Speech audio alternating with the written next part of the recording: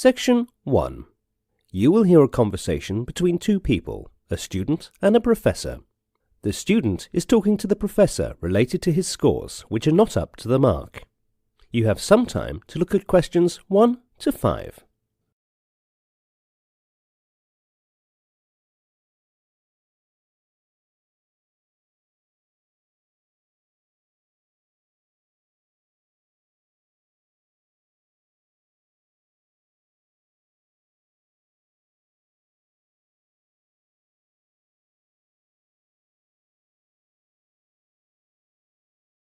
You will see that there is an example which has been done for you.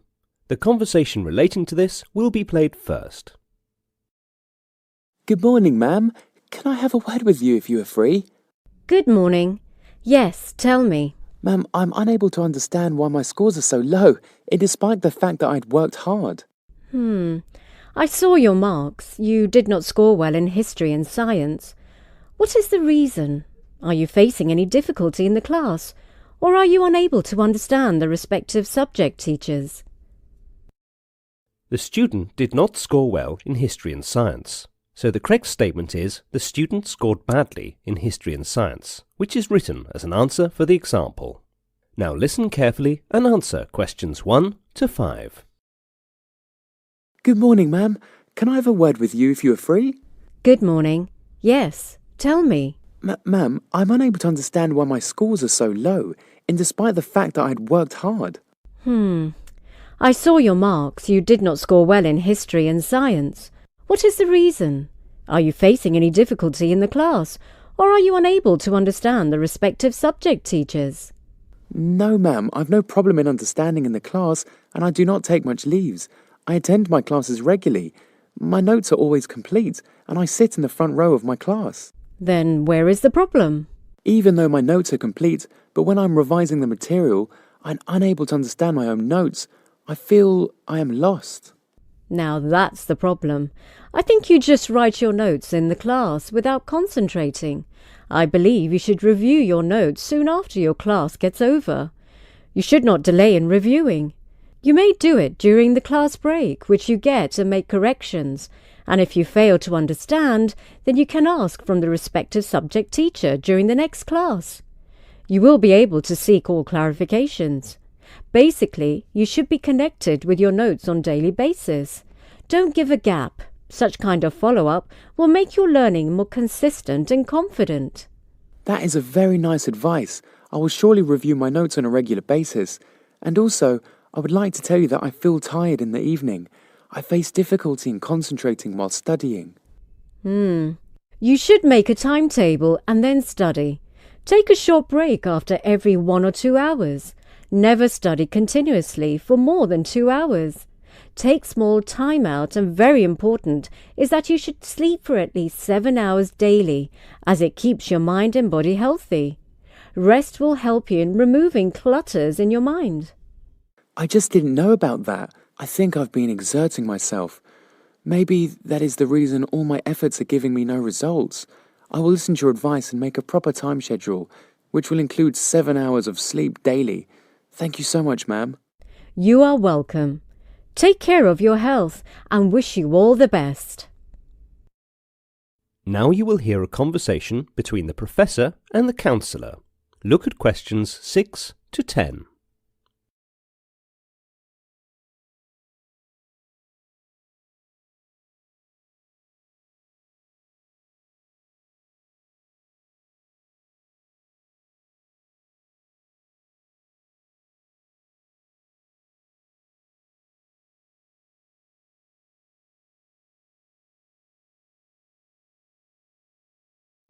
As the talk continues, answer questions 6 to 10. Good morning, sir. How are you? Good morning, ma'am. I'm fine, thank you. How are you? I'm doing well. Actually, I wanted to speak about something with you. Yeah, sure, why not? What is it about? I have been noticing for a while that some students, even though are sincere towards their studies, but are still unable to score good marks in their subjects. Yes, even I noticed the same, and I've already started working on it. I'll be organising a counselling session and workshop for all students, and good suggestions will be provided. So, what kind of workshops are you planning to organise? I've planned workshops for students who are interested in meditation and importance of entertainment. Meditation. Meditation for those students whose mind is not at rest and who find difficulty in concentrating. And what kind of entertainment stuff? Guiding students to watch some comedy channels, it is a kind of stress buster, as you see young children are more relaxed because they watch cartoons. That is an interesting method. Hope this benefits the students. I believe it will surely help the students to focus and have a relaxed mind and not a casual attitude. I agree. OK, see you. I have to go to my class. OK, ma'am. That is the end of section 1. You will now have some time to check your answers.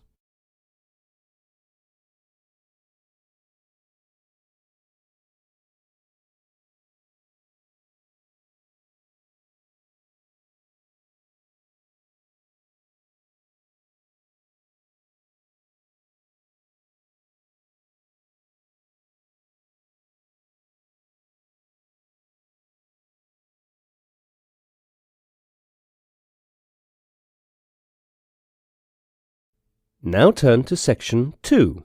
Section 2. You are going to hear some motivational tips on the topic Small Steps to Success, given by Mr. Moss, who is a professor of management science. First look at questions 11 to 16.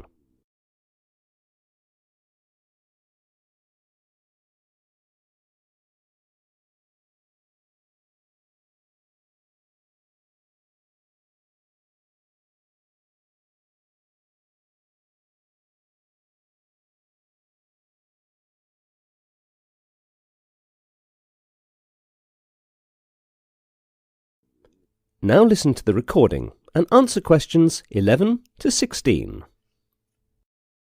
Too much success seems to come suddenly. When you observe others and what they have achieved, you usually don't appreciate what it's taken for them to get where they are.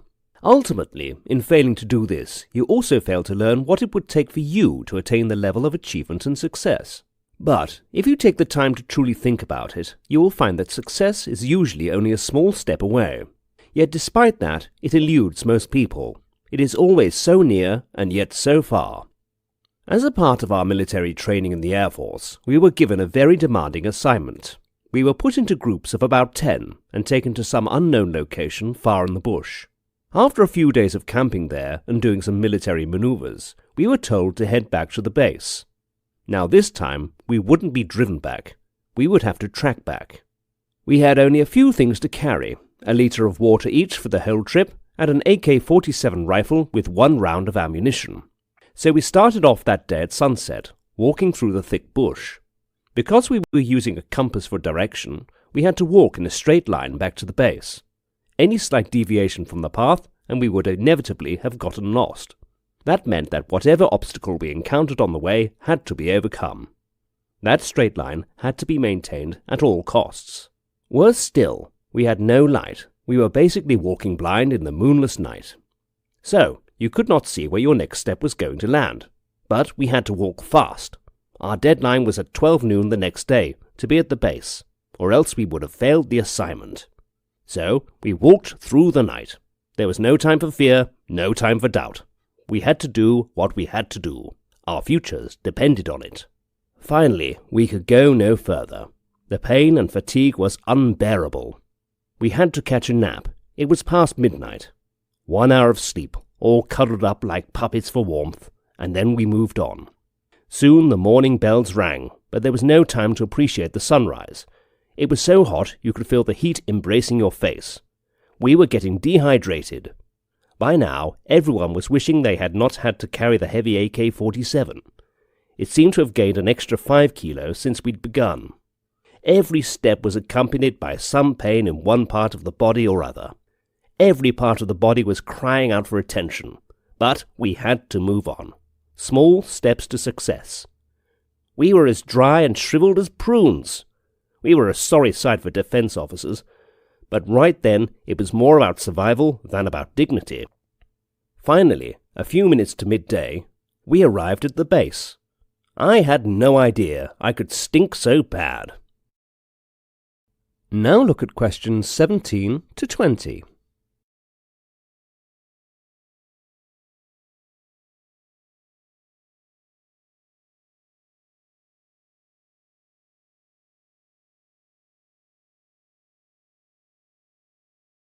As the talk continues, answer questions 17 to 20. So, you see we took small steps to success all along that track. Together, they added up to hundreds of thousands of small steps. But we might have chosen not to take the first step. We might have stopped at any point along the way. That would have meant that we would not have got to our destination. There were also obstacles along the way, but with each small step, they were overcome. There were frustrations, fears, and uncertainties, but with each small step, they were crushed. There was hardship and danger, but with each small step and focus on the desired destination, it was conquered. So you see, success is no mystery. It takes only one step to succeed. That is the end of section 2. You will now have some time to check your answers.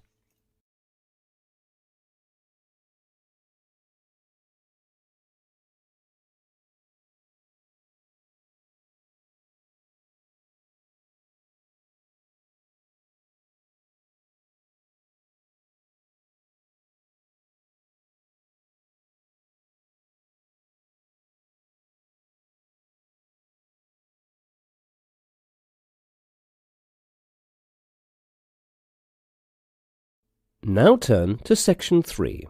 Section 3. In this section, you will listen to an interview with Dr. Temple Grandin, who is in a unique position to provide parents and professionals insight into autism because she had autism. She was diagnosed at the age of 2 and has lived a very challenging and adventurous life. Dr. Grandin has presented lectures on autism around the world and has appeared on many national television programs. The interview is conducted by Dr. Stephen Edelson. Now you have some time to look at questions 21 to 23.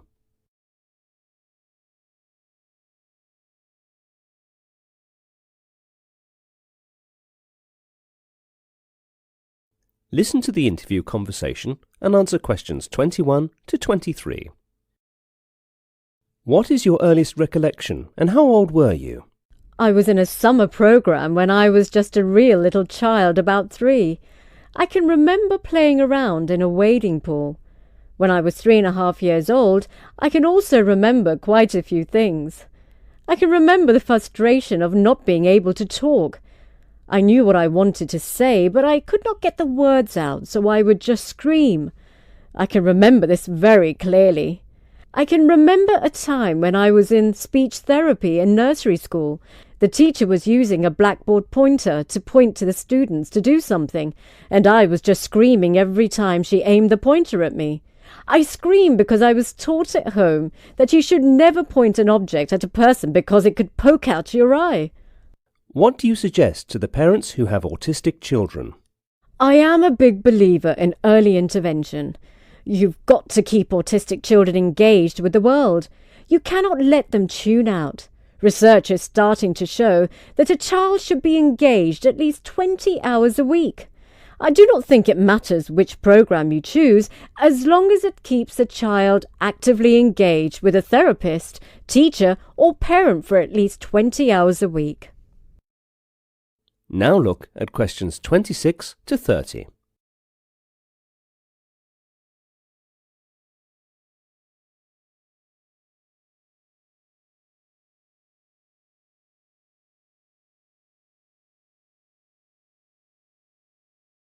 As the talk continues, answer questions 26 to 30.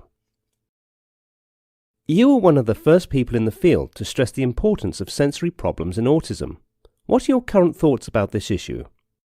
I have been a big believer in making people aware of the sensory problems in autism, and these sensory problems are variable. Donna Williams wrote about a monochannel approach where she either has to listen to something or see something, but she cannot do both.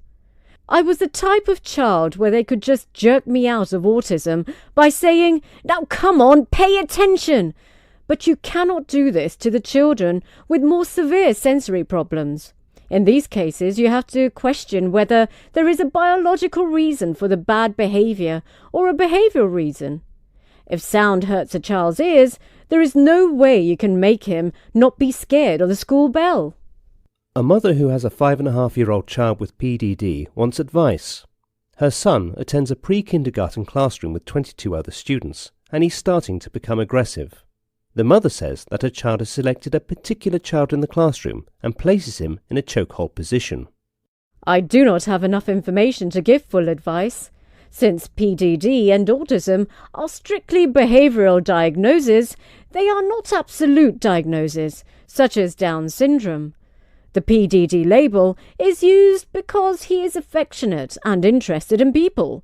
These are two very different types of PDD labels, and they are like apples and oranges. Since the child is aggressive towards one particular child, we need to figure out why is this happening. Is the other child teasing him? In any case, a behaviour intervention is needed to stop this behaviour. Thank you, Doctor, for sparing your time and talking with us. It was a great pleasure in having a conversation with you. Thank you. The pleasure was all mine. That is the end of section 3. You will now have some time to check your answers.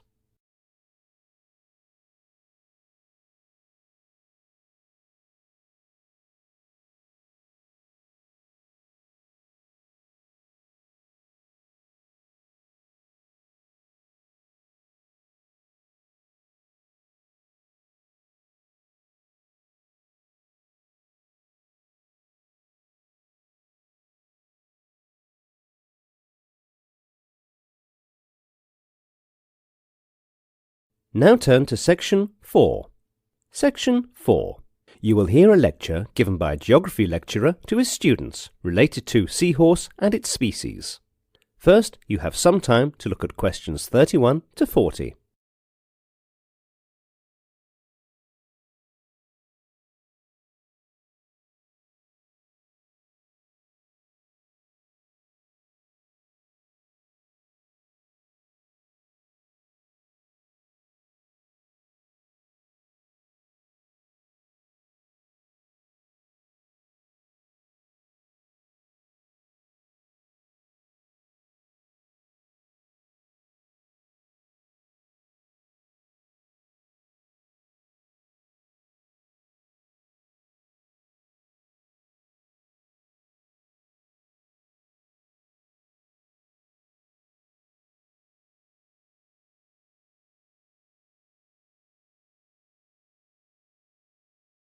Now listen carefully and answer questions 31 to 40.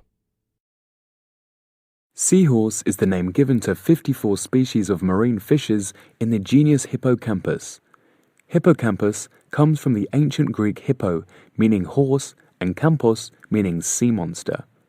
Seahorses are mainly found in shallow tropical and temperate waters throughout the world, and live in sheltered areas such as sea greases beds, estuaries, coral reefs or mangroves. 4 species are found in Pacific waters from North America to South America. In the Atlantic, H. erectus ranges from Nova Scotia to Uruguay. H. zosterae, known as the dwarf seahorse, is found in the Bahamas. Colonies have been found in European waters such as the Thames estuary. 3 species live in the Mediterranean Sea. H. gutuletus in the long-snouted seahorse, H. hippocampus, the short-snouted seahorse, and H. fuscus, the sea pony. These species form territories. Males stay within 1 square meter habitat, while females range about 100 times that. Seahorses range in size from 1.5 to 35.5 centimeters. They are named for their equine appearance. Although they are bony fish, they do not have scales,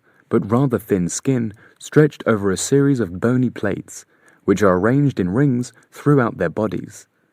Each species has a distinct number of rings. Seahorses swim upright, another characteristic not shared by their close pipefish relatives, which swim horizontally.